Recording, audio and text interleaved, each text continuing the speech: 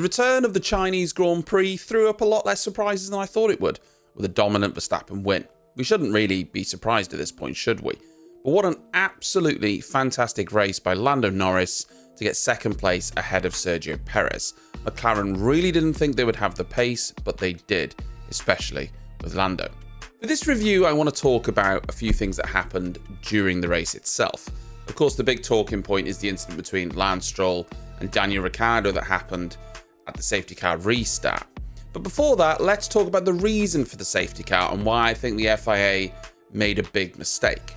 On lap 21, when running in a strong 11th place, Valterri Bottas pulled off at the runoff to turn 11 with an engine issue. Immediately, I thought this would result in a VSC because the car was in the runoff area with cars approaching that corner at full speed before a hard braking zone for the chicane. That wasn't what happened though, and in fact I have a timeline of the events before we talk them through. Straight away, a single yellow flag was thrown, standard procedure by the track marshals. Then, after 35 seconds of the car being stopped, it became a double yellow. At this point, cars are still approaching the corner at racing speed, although a double yellow does mean that the drivers do have to reduce their speed and be prepared to stop. Also, no overtaking is allowed in that sector when a yellow flag is active.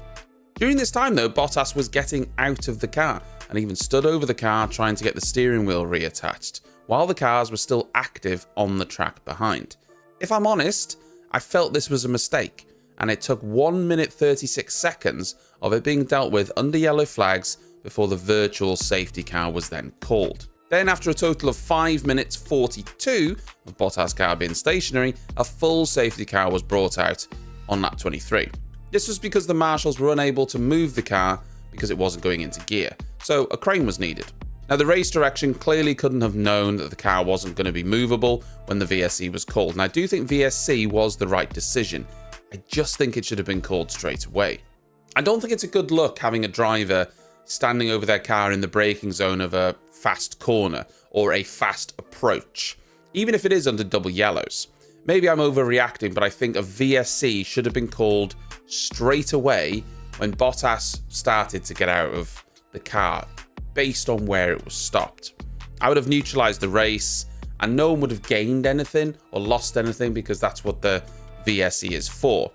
Ultimately, it would have had to have gone to a full safety car anyway, knowing what we know now, that the car wouldn't go into gear, but no one would have known that at the time. That very safety car ended up causing another controversial incident though, with Lance Stroll spearing into the back of Daniel Ricciardo into turn 14. After the safety car went back in, Max Verstappen was controlling the pace. He wanted to make his move after the hairpin, and he was backing up the pack. And that's his prerogative, by the way, so I'm not suggesting he did anything wrong, I'm just stating the events. Alonso had a little lock-up going into turn 14, and Russell behind him had to get on the brakes a little bit. Piastri behind him did the same, but both avoided contact with each other. Daniel Ricciardo, who was behind them both, also had to slow down and just missed Oscar Piastri. Sadly for him, Lance Stroll did not slow down and hit him heavily, launching his car into the air. I will say this, Danny Ric was only just going to miss hitting Oscar Piastri ahead of him, so there was a pretty bad concertina effect before Lance Stroll came on the scene, but I've watched it back a few times and there was a pretty big gap between Lance and Daniel before he kind of closed it going into turn 14 without really realising what was happening ahead of him. In fact, you can see him looking in the mirror at the moment Daniel Ricciardo was braking, leading me to think his focus was elsewhere at that moment, which led to the crash. The bigger issue here is that he refused to take responsibility for the accident, simply saying it was unfortunate that the cars had concertinaed and that he had nowhere to go. Aston Martin's Mike Crack even labelled Stroll's subsequent 10-second penalty as harsh, which is honestly surprising because if they've seen what we've seen, I don't see how anyone could think that Lance Stroll wasn't ultimately to blame. What made it even more frustrating for Daniel Ricciardo was that he then had to retire due to damage. At that point, Ricciardo was running in the points, and he was hoping to have a good result. And while he did try and carry on after the restart, he was dropping like a stone, cars going past him left, right and centre, which isn't surprising considering when he came back into the pits, apparently he was missing most of his diffuser. So he was saying on the radio, "I've got no rear grip," and that's not really surprising. I'll be really interested to see where people stand on this. I do think the incident was avoidable, and sure, it is a freak incident. And you could argue that it's surprising these incidents don't happen more often on safety car restarts.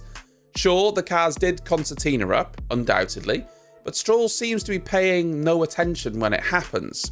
And at one point, I think he's far enough away to avoid it. I honestly can't see how he can't take blame for it. Maybe when he watches it back, he'll change his mind. As you can imagine, Daniel Ricciardo was far from impressed, not only with what happened, but with Lance Stroll's attitude towards it. In fact, that seemed to annoy him a lot more.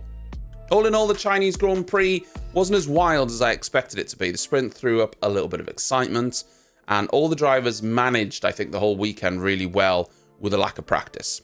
The next race is at Miami, and that is another sprint weekend, and we'll be there for that one too. I'll see you then.